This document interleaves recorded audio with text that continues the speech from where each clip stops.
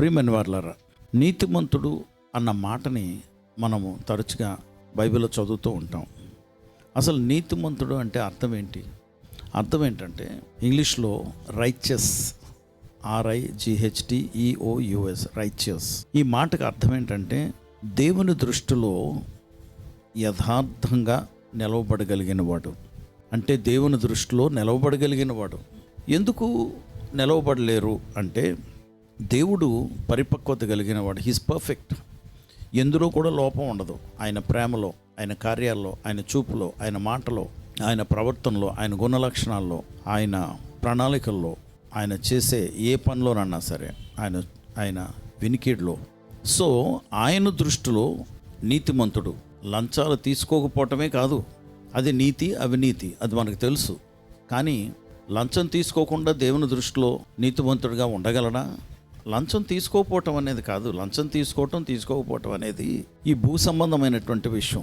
అది తీసుకోమని నేనేం ప్రబోధించడం లేదండి, వర్ణించడానికి ఉదాహరణ వాడాను. కానీ దేవుని దృష్టిలో నీతిమంతుడు అంటే the one who stands right in the eyes of God. దేవుని సన్నిధిలో నిలవబడగలిగిన వాడు, పరిపక్వతతో, ఏ లోపము, ఏ భేదము, ఏ పాపము లేనివాడు. ఎవరైనా ఉన్నారా అంటే ఎవరు లేరు. మరి ఇంకెందుకు బైబిల్లో ఆ మాటను వాడారు? ఏ మాట? 4 మార్లు పదే వాడారు. ఏమని? హబక్కు గ్రంథం, పాత నిబంధన, 2వ అధ్యాయం 4వ వచనము, నీతిమంతుడు విశ్వాసం మూలముగా జీవించును. అదే మాట రోమీలకు రాసిన పత్రికలో ఉంటుంది, గలతీలకు రాసిన పత్రికలో ఉంది, హెబ్రీలకు రాసిన పత్రికలో కూడా ఉంది.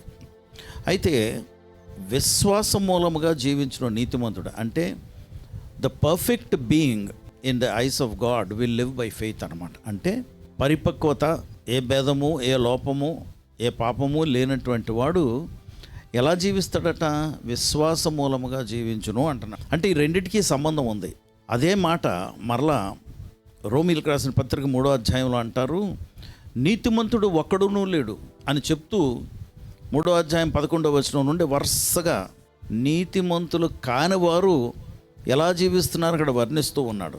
వాళ్ళు నాలుకల క్రిందన విషం ఉందట, వారి నాలుకల మీద అబద్ధాలు ఉన్నాయట, నడినెత్తు నుండి అరికాలు వరకు పాపమే అని రోమీలకు రాసిన పత్రికలో వర్ణిస్తాడు గ్రంథకర్త. అంటే అందరూ పాపం చేసి దేవుడు అనుగ్రహించే మహిమను అందుకే పొందుకోలేకపోతున్నారు అని చెప్తూ నీతిమంతుడు ఎవడు అని వర్ణిస్తాడు పౌలు అక్కడ. నీతిమంతుడు ఎవడు అంటే నీతిమంతుడైనటువంటి యేసు ప్రభుల వారిని విశ్వసించేవాడు మాత్రమే నీతిమంతుడు అని. అదేంటండి? ఆయన నమ్ముకుంటే మనం నీతిమంతులుగా ఎలాగైపోతాం? అవుతాం. బైబిల్ చెప్తుంది. ఎలాగా? ఆయన రక్తం కార్చి ప్రాణం అర్పించారు కనుక మన అవినీతిని ఆయన మీద వేసుకుని సిలువుకి మేకులతో కొట్టి పడేశారు. ఎవరు పాపం తీసుకుని సిలువు మీద మేకులతో కొట్టేశారు? ఎవరైతే ఆయన దగ్గర ఒప్పుకుంటారో వారి పాపం మాత్రమే. అది సరిపోదు. తోటి వారితోని నువ్వు సమాధానపడి క్షమించమని అడగాలి. ఇతరులు కూడా క్షమించాలి. కాబట్టి ఇది జరగకపోతే నువ్వు నీతిమంతుడు కాదు. అందుకు మనకి ఉదాహరణ ఎవరు అంటే అబ్రాము. ఆయన విశ్వాసమునకు తండ్రి. Is the father of faith. ఈయన గురించి ఆదికాండం 15వ అధ్యాయము 6వ వచనంలో చెప్తున్నారు, అబ్రాము నీతిమంతుడిగా ఎంచబడ్డాడట దేవుని చేత. దేవుడు ఈయన నీతిమంతుడు అని చెప్పారట. ఎందుకు చెప్పాడు? అక్కడ మాట స్పష్టంగా ఉంటుంది, దేవుణ్ణి నమ్మెను కనుక. అంటే నువ్వు నేను కూడా నమ్ముతున్నాం కదా అంటాం. నమ్ముతున్నావా? అందుకే అంత నెక్కచ్చిగా దేవుడి కొరకు నిలబడుతున్నావా? అబద్ధాలు ఆడకుండా, ఇంకొకళ్ళ భార్యని నీవు మోహించకుండా, పొరుగువాని పిల్లోడు ఏదో ఇంజనీరింగ్ వచ్చిందో, సీట్ వచ్చిందో, 10th క్లాస్ పాస్ అయ్యాడో, లేకపోతే ఏదో ఉద్యోగం వచ్చిందనో, వాళ్ళు ఏదో కొనుక్కున్నారంటే కుళ్ళిపోతున్నామే. అది నీతిమంతుడికి ఉండే లక్షణమా? కాదే.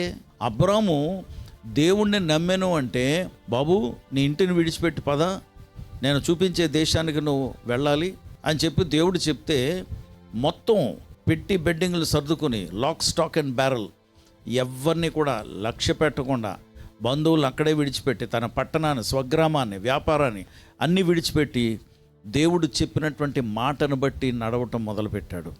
ఇంకో దేశానికి. దారిలో ఎన్నో పరిస్థితులు, ఇబ్బందులు ఎదుర్కొన్నాడు. అయినా దేవుడు నన్ను వెళ్ళమన్నాడు, అక్కడికి వెళ్తాను నేను అని బయలుదేరాడు.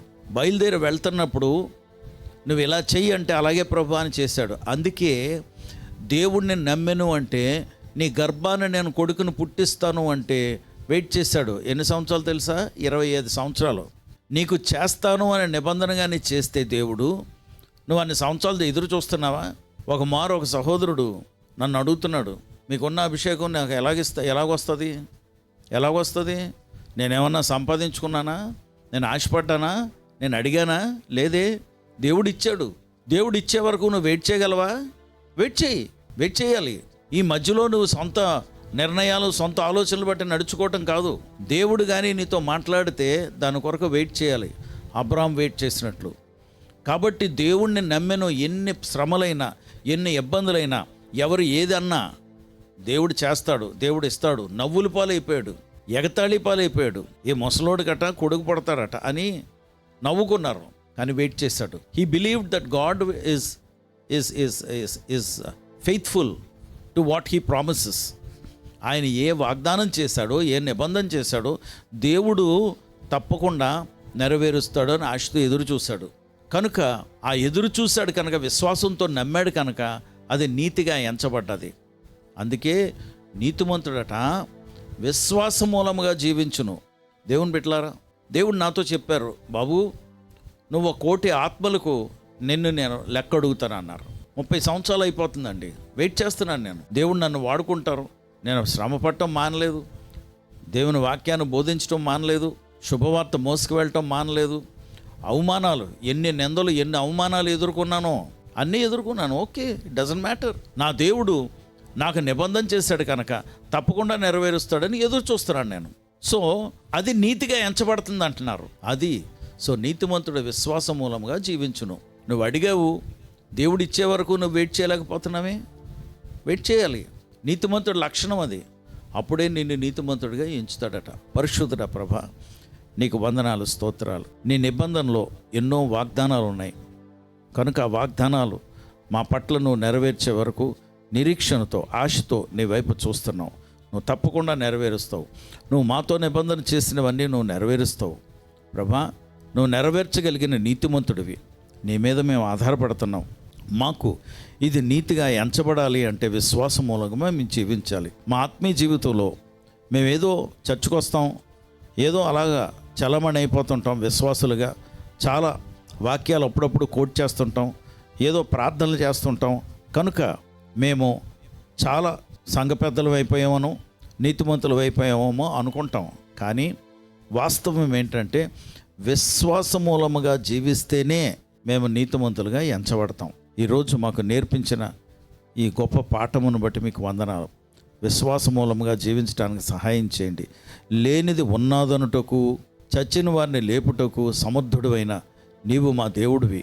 నువ్వు ఆజ్ఞాపించగా మేము ఆలకిస్తున్నాం. సెలవిమ్ము ప్రభా అని నీకు చెప్పుకుంటూ నడిపించబడుతున్నటువంటి మా నడకలో పరిశుద్ధాత్మదేవుడా మీరు తోడుగా ఉండి నడిపించి మహిమ పొందమని యేసు నామములో ప్రార్థించి వేడుకొంచున్నాం తండ్రి. ఆమేన్.